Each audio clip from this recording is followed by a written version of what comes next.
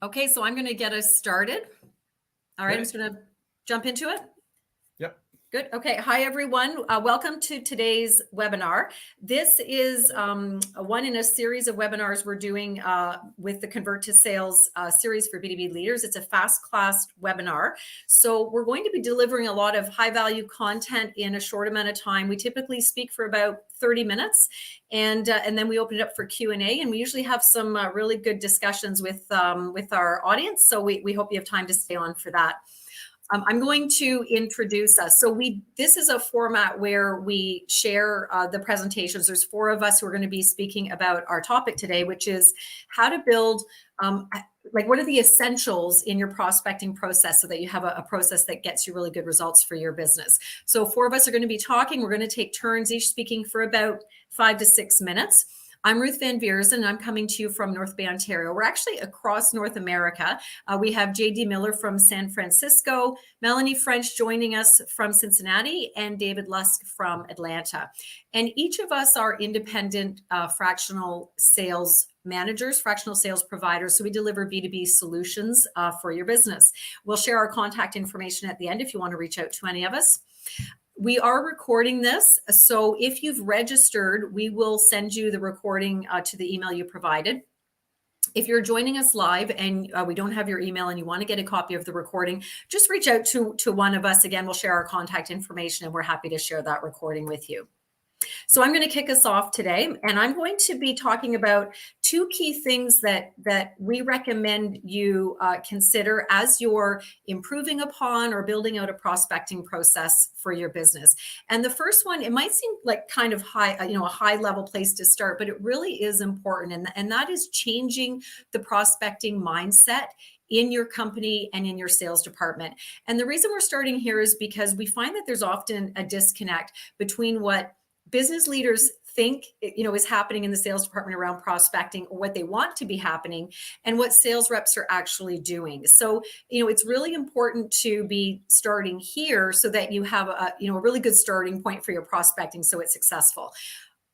I find that there's 2 main factors that cause sales reps not to prospect enough or effectively enough. Sales reps generally see prospecting as their most challenging activity. And because of that, it tends to be avoided. And I think it's because, number one, I think many sales reps struggle with fear of rejection.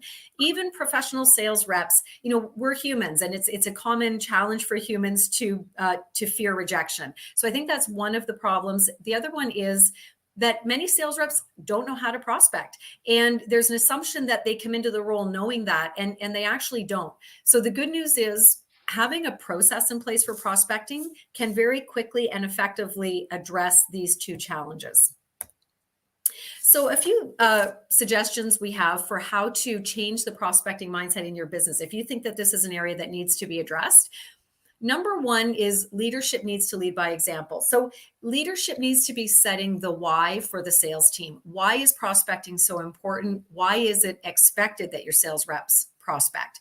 And then number 2, if you have sales management in place leading the sales reps, they should be testing any of the processes that you're putting into place. So if I'm putting a new process in place in a company, I will always test it because I want to make sure I'm eliminating the objections of, I don't think this is going to work, or I don't think this is going to get results. So if you test it out first at a leadership level or with your sales manager, you can take those objections away by proving to sales reps that the process actually does work. The other thing is to make prospecting fun. Because sales reps tend to find it so challenging, then they can equate it with something that's a negative thing they have to do. So if you can make it fun, have prospecting blitzes with rewards, then it creates a really good team culture environment, and it will help to change the mindset around prospecting. The other thing is to make it a priority. So your sales rep should be required to block off certain times of the day or of the week where prospecting is sacred. It absolutely has to be done, and that they're held accountable for it. So the key thing is to make sure, again, that leadership is supporting that. So don't be booking meetings with your whole sales team around the time that they're supposed to be doing prospecting. And that should be something that everyone is required to do, regardless of, their role in the sales, as the sales rep in the company, or regardless of their performance. And finally, you need to be providing your sales reps with the how. And that's where process comes into play. The process will give them the structure so they know exactly what and how they need to be doing to be effective with their prospecting. And again, that will help to eliminate any kind of fear they may have around it, or this question of, I don't know what to do.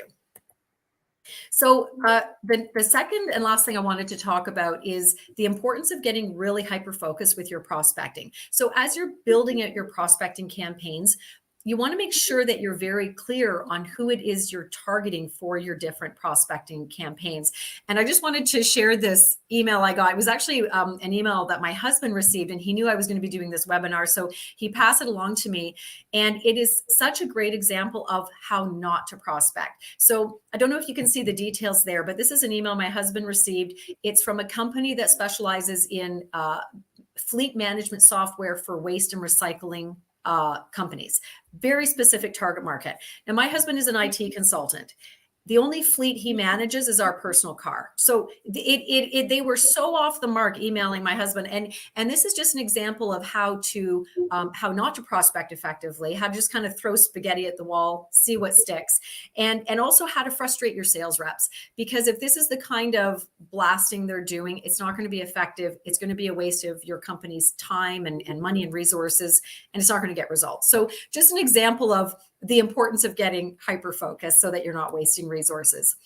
Now, in the last webinar on lead generation that our group did, we talked about how to identify your ideal prospects for your marketing, for lead gen, for prospecting. So I'm not going to go into this in great detail. We have a copy of that recording, and I know for this webinar we have some people who are repeat attendees, so I don't want to kind of rehash content. But we have a copy of that webinar. We are very happy to share it with you. So if you want to, listen to details on how to, the exercise to go through with your sales team to identify your ideal prospects for campaigns, just reach out to us. We're happy to send that to you.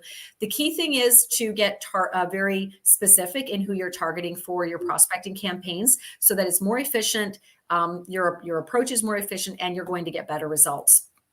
And coming out of that, I talk about it as well in the last webinar. It's how to develop these buyer personas so that your sales reps have something kind of visually that they can reference when they're doing prospecting campaigns. So that's it for my portion. I'm going to turn it over to David, and you can take it away. Great. Thank you, Ruth. Nice job. So one of the things that is important to differentiate is marketing and prospecting. So marketing is about how you're positioning yourself on the field in a way in which you can win. And prospecting is about the engagement and in contacting the customer to generate the business. So it's important, depending on your customer and who you're selling to, that you need to understand these kinds of differences, because it determines on how you're going to approach prospecting. In a B2C world, marketing is the prospecting. In a B2B world, marketing is about lead generation. So if you're trying to sell soap to a particular marketplace, then the value proposition sits inside of what you're offering, and you speak of those key differentiators. You do the same thing in the B2B, but you're much more focused on creating an interest in a lead hook. What makes the process work is this thing that we call the buying cycle. The buying cycle illustrates 5 distinct psychological phases or stages that a customer will go through in making a decision to make a change. It starts up at the top when you become aware that you have a need. So you move out of a status quo where everything's cool into, I've got a little problem here and I want to address it. As that need grows, you move into an evaluation of options, which is all about how do I make a good decision? What are the things that I need to consider? You move into a risk phase just prior to making a decision to buy, which is all about, am I making the right decision? Should I move forward or not? And frankly, in the sales world, this is where a lot of deals tend to fall flat because people don't have a compelling reason to act and they backed off. And then once they make a decision and move forward, then you're in the implementation phase. So it works pretty much across the board and across the line. Sales tends to focus over on the right side where you see the need development happening and the heavy lifting of aligning the value drivers for your solution or your product with the customer's needs and wants, helping them negotiate and nuance the contract a little bit. And then marketing typically is interjected at the front end of the need awareness stage, which is where most people, it's offering out in that operation stage when you're making a decision about how to make a decision. What are the key things that you need your solution to do? Then marketing is helpful to draw those differentiations and typically get leveraged here by salespeople to make sure that you're doing it right. And then after the sell, during the implementation, marketing is a good engine to use to come in and understand why you win or why you lost, what are the compelling service requirements, and continue the cross-sell, upsell opportunities. So as you go through this buying cycle, there needs to be a tight integration between what's marketing doing, what that marketing engine is set up to do, and what the sales folks are doing and how they're interacting. The tighter that integration, the more successful you will be. So marketing at the beginning is all about driving a series of what we call mini yeses, little agreements on the part of your customer to develop some momentum and some psychological buy-in to making a change in the organization, making a change of vendors, all the way through the sales process and the sales methodology. You're stepping in to help pull that through. So there ought to be very strong alignment between what you're doing on the marketing side and what you're asking your sales teams to do. And the larger your organization, quite frankly, the tighter this integration needs to be and the more engagement. So that's part of the value of fractional leadership and fractional sales. What we do is we've all been this. We've done hundreds, some of us thousands of these kinds of things. So we really understand how to connect those pieces together so you're not wasting your time, so you don't have that friction in it. So we're going to move forward. I'm going to give it over to Jay that'll talk a little bit more about relevance and personalization. Thanks very much, David. So yeah, getting into this. So you've heard Ruth and David both talk about different aspects of prospecting. What I want to talk about here is what may some of that actual outbound messaging look like, and what will it look like when we talk about relevance messaging versus personalized messaging, and how might that look across three different mediums of text-based outreach, image-based outreach, and video-based outreach. So let's start by defining relevance and personalization first. So what is relevance? Relevance outreach is really any message you craft that could be sent to more than one person. So 2 or more people, whether that's 500, 5,000 people, they're all going to get basically the same body of that message. And obviously it's going to be a certain targeted audience that receives that message. Meanwhile, personalization outreach is quite literally meant for just that one individual that you've crafted it for. And I'll give you a couple of examples of how that might look here in a moment. So let's start with what some text-based relevance outreach might look like. I'm not going to read this whole thing for you, but this is actually an email I put together for a client. It's going out to the e-commerce vertical, to marketers in that vertical. You can see your email software is going to tag in their first name. There was a time when this was considered personalization. It's not anymore. That's just simply table stakes. Most of your emailing software will do that for you. But the main body of the email here is talking to that audience, again, that 500 or 5,000 people, about something relevant to them, something important to all of them. But nothing about it is personalized, truly personalized. Meanwhile, if we look at a truly personalized email, this is an example, and this is a person I actually looked up on LinkedIn to reach out to. So this person, Ben, was a target of mine. I went to his LinkedIn profile and found he put up a post where he talks about how media and commerce are intertwined. So in this email, I actually reference in the subject line the LinkedIn post and how it's about media and commerce, which for most people would kind of stroke your ego and get you interested. And then the body, I'm actually referencing the fact that I came across his LinkedIn post. I use some of the verbiage he wrote in the post and feed it back to him in this email to, again, further capture his attention. And then the second paragraph sort of tie my value prop into whatever the message of his post was. So these take longer to craft than a relevance email. They are more time intensive, more labor intensive, but tend to perform quite well. So moving on from text-based outreach, if we look at some image-based outreach, so it's pretty well known that just human brains, the way they're wired, the way we all work, we tend to take information in more quickly and retain it for a longer time when there's some kind of an image as part of that message. So in this case, I took this image here using a certain software platform. I could actually, to a degree, personalize, if you will, this image with, again, first name, business name, and other elements. Again, that's just table stakes, not really true personalization to my point of view. But what this is going to do is you might have this image sitting, say, at the top of the body of an email with a little text below it. Your call to action can be there, of course, your signature block and that kind of thing. But here I'm talking about a common e-commerce problem, which is the trial buyer problem or trial buyer puzzle, and using obviously that iconic image of a Rubik's Cube, which everyone knows, and will stick with you for longer than just generally a text-based outreach might do. Different from that, looking at how we might further personalize some image-based outreach. In this case, I've been testing this for a few months now, where I'm actually using people's LinkedIn profile photos. In this case, I'm using my own because I gave myself permission to do so. But obviously doing the table stakes here of using the name, company name, and the voice bubbles, but then marketing to people and grabbing their attention by using their own image, which again, for most people, is going to stroke your ego a little bit and gain your interest. And then lastly, how might we do relevance and personalization over video outreach? So I'm going to try to get this video to play here for you. Give me a second while I do this and pull up this here. And this is just the first few moments of what you might consider a relevance-based video outreach. And it sounds and looks like this. As a small business leader, you wear many hats. Oftentimes, one of those hats is head of sales. So you might notice here that in the beginning of the video, we're populating in the person's name. Again, that's just something the software does for you. But this one video I can send to 500 or 5,000 people with kind of that quasi-personalization of their name. Now, different from that, if we go to this here and share this example, this is much more of a personalized example of video outreach. Hey, Ben, Jay here from Faultline Sales. The reason for my outreach is I was looking here at your LinkedIn profile.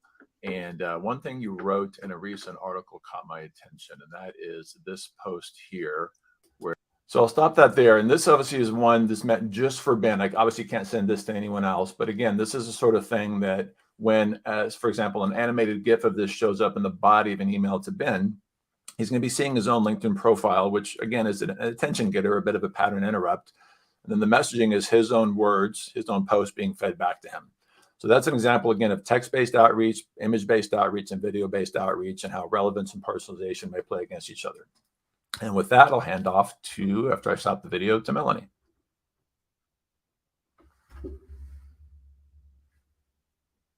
I think you might be muted, Melanie. Thank you, Jay. Sure. So we know we need to be prospecting, and we know that there's a lot of different effective outreach techniques with the personalization and the relevance and the one-to-one or one-to-many format. And we also know from David that the decision should be based on where the prospect is in that buyer journey. So that's a lot that needs to be happening. And as business owners and leaders navigating these challenging times, you're all looking for ways to be the most efficient with our resources, whether that's money, people. So how do you navigate this? What's the best way to divvy things up? So I'm going to talk a little bit about some staffing options for lead gen and prospecting, and how that kind of aligns or fits in potentially with any sort of strategy for prospecting. So to start off, let's define a little bit like what's meant by the term prospecting. We all kind of hold that with a lot of different meanings. And it can be a lot of different activities, as you can see on this list. So they're all can be or should be part of a critical part of a successful sales system. And really the end goals of any of these activities are to build them into a process that drives the first step in your opportunity pipeline, which may be just a conversation or it could be a scheduled appointment. And prospecting activities, they should be part of a salesperson's workflow, as Ruth discussed, but some of these things on this list potentially could be outsourced or automated to create more bandwidth and efficiency within the team and the process. So some of the reasons that businesses do consider outsourcing some of those prospecting tasks are potentially a small team. They want to try going after a new market. There's constraints internally on resources or expertise, or there's just an overload of manual tasks that are already happening. And so you might be thinking, how do you know, what do I outsource when it comes to prospecting? It's absolutely a big strategy question and decision. And it doesn't have to be mutually exclusive. You can use a combination of the two, some sort of hybrid model. And I think, the right answer is going to be very different for every business. And it takes into account a lot of factors. And my biggest advice on the outsourcing versus in-house is really think through strategy and process before you start to apply some of these tactics. Think through, what are you trying to accomplish, and what resources do you have? Where are your gaps? And how do you, effectively and efficiently accomplish the tasks that need to happen, and manage the budgetary and personnel piece of it as well. And so that's what a sales leader would be doing in an organization. So some of the options, for lead gen and prospecting from an outsourcing perspective, as sales leaders, we're often asked about this, and you can opt to do the activities internally, simply assign them to your current team. It could be a dedicated new position or a team that handles some of these things, or you can do outsourcing and opt to work with a company that offers a combination of those, completing those activities for you. And whichever way you go with this, you absolutely need to think of it as an investment. There are pros and cons to each of these options, and it's not a quick fix. A lot of thought should be put into expectations, what you're anticipating as an ROI, how it actually fits with your organization. So all of these options, have pluses and minuses. I won't get into the weeds of those at this moment, but most of you have probably been approached by or introduced to a company that is promising, I'll call it, great lead generation results or prospecting or whatever the terminology they're using, at a low cost. And the one motto when it comes to this type of thing and in general that I like to live by is, if it sounds too good to be true, it probably is. And so if you're thinking about outsourcing any of that prospecting, some things to consider are on this slide, but you get what you pay for. Most companies, that are outsourcing are good at selling you their offering, regardless of it being a fit for your company. So you need to do the due diligence on your end and make sure that there's alignment on that. Again, that's too good to be true. Anyone promising quick fixes and quick results is probably lying. There aren't quick fixes when it comes to sales or prospecting. It really does take consistent effort over a long period of time, with tweaks along the way to identify what works. And I think that, believing that there's a quick fix is only going to, exacerbate any prospecting challenges that you're sitting on today. It's definitely an investment and a commitment, but something that has to be done for the long-term success of your business. And so, how to have success? Knowing your goal, have appropriate expectations, and choose a partner that's going to have an approach that matches and has worked with organizations like yours and has transparent communication. Those are all things that creating a successful relationship with an outsourced prospecting or an outsourced anything is going to ultimately drive you better results when you align all of those things. And so if you don't have an experienced sales leader on your staff, you can also consider outsourcing that role by hiring a fractional VP of sales to help navigate options and help you craft that prospecting strategy, whether that be an in-house or outsourced version of it. So that is going to conclude the presentation and the content for today. And if anyone has any questions, I know we've got some stuff in the chat that we've been asking, or that's been chatting away, and we've been giving responses. But if there's any others, let's see. So I know S. Lasley had a question that I answered. Paul Daniels, thanks for your comment, Paul. Anyone else with any questions? We are free and happy to answer. And we have our contact information up here if you want to reach out to any one of us. And as I said earlier, if you are attending live and hadn't registered with your email, then just, if you want to get the recording, just reach out to us and we can send that to you. I think it's a very quiet Q&A today. Yeah. Yeah. All right, guys, let's close it down. Thank you very much for your time. Oh, hold on a second. Oh, Oh, Paul's coming in hot with a question there. Melanie, Paul. that's you. Let's see. Do you see companies with sales teams and a CRO but no VP of sales hiring a fractional VP of sales? Usually, a fractional VP of sales is targeted towards an organization that's got usually under 10 salespeople with no one in any sort of dedicated leadership role. So usually, like, they're so small that a CRO wouldn't exist. Usually a larger organization is going to be where your CRO might come into play, and potentially have a VP of sales, within them. You guys can chime in on that. I would say most of the folks that I'm working with don't have anyone that's really considered a true sales leader with that expertise and experience under their belt on the team. Yeah, and I'll jump on tag onto that, Melanie. My experience, Paul, has been in kind of the worlds that we operate in, right? Which is generally smaller businesses. I think, Melanie, you said like 1 to 10 salespeople or so. The sales manager / VP of sales / chief revenue officer is really all kind of the same role. There's not a lot of really solid delineation between those roles in a small business or a startup.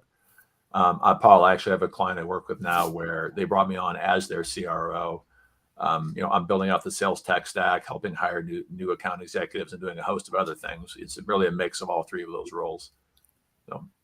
And I think that's an important point. If you're still here joining us and listening, it's an important point to take away about the outsourced work we do as sales experts, is that we, certainly for myself, and I think, we've talked about this before, we are hands-on. We're not consulting and just advising. We come in as part of your sales team on a fractional basis, rolling up our sleeves, getting the work done. So it's it's all about the productivity factor for sure. So Yeah. if you don't have that sales leadership in place, outsourcing to one of us, it can be a very cost-effective approach to take with your business. Yeah, and Thomas Pierce came out with a question on that concept of personalized versus relevance emails. And he asked, if I have 10 hours a week to dedicate to prospecting, is there a ratio that works in our experience? Now, what I can tell you, Thomas, is you really have to look at a couple things. One of those is, what is the value of any of your given clients to your business? If you're dealing with, a target audience where they're, it's a couple $100 a month, a couple $100 a year to your business, probably don't want to put a lot of time into heavy personalization. Just craft really good relevance type outreach and run with that. On the flip side of that, if you're looking at clients where it's a couple $100,000 or a couple $1 million a year of possible revenue to you, then I would absolutely take the time to dig into these people, dig out some personalization points, and put the time and effort into that. Hopefully that answers your question. And thanks for that. Any other questions? And with that, David, I think we might be done. Thank you, everyone, for attending. And it was our pleasure to present to you again with our series today. Keep your eyes out for more announcements about our next webinar topic. Awesome. Thanks, everyone. Thank you.